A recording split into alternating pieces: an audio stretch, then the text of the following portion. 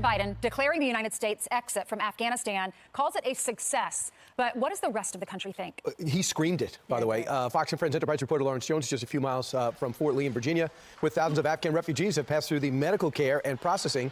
And he joins us now for the Keystone Grill. Hey, Lawrence, what's happening?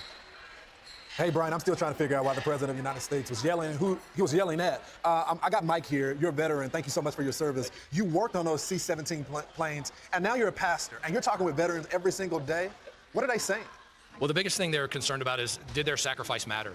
I mean, you just referenced a few minutes ago, we were in this war for over 20 years. My son served in Afghanistan, and he told me this week as he put his uniform back on for the first time after having deployed back from Qatar, and just, what does it mean? Did it have any value? You know, we watched 20 years of our sacrifice, of our investment, literally evaporate in 7 days. The billions of dollars of equipment that we left behind to equip an enemy that is our sworn enemy, and yet, what did we gain from it? Veterans are calling me and they're struggling. They're struggling with the idea that the sacrifice mattered. And so that's really concerning to me. Where's the mental health of our veteran community, and are we making sure they're okay? Thanks, Mike. And that's a sentiment that we continue to hear, guys, from a lot of folks here. I want you guys to hear from Kevin here. Thank you so much for your service too, sir. You said you lost buddies at 9/11.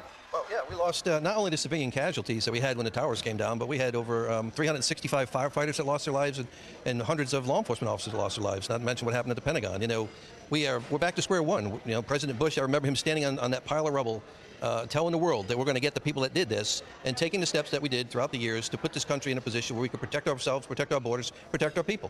Now we've turned over a country back to a terrorist state that's going to put this entire country and the world at risk, and it's shameful. It shouldn't have happened the way it did. And Andrew, you say that we should have never left that equipment there, and that concerns you. I mean, absolutely. You know, it's one thing to leave that country the way we did and leave the equipment behind, but, you know, to leave Americans, every creed of our military says you do not leave people behind.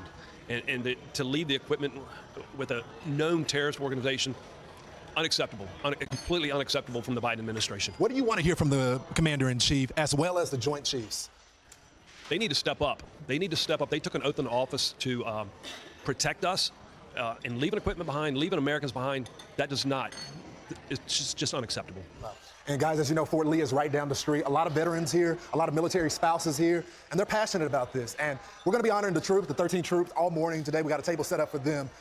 We thank them for their service, and we thank them for their sacrifice. I'm going to send it back to you guys in New York. All right, Lawrence, we thank you very much. And the folks there at the diner say that despite what the president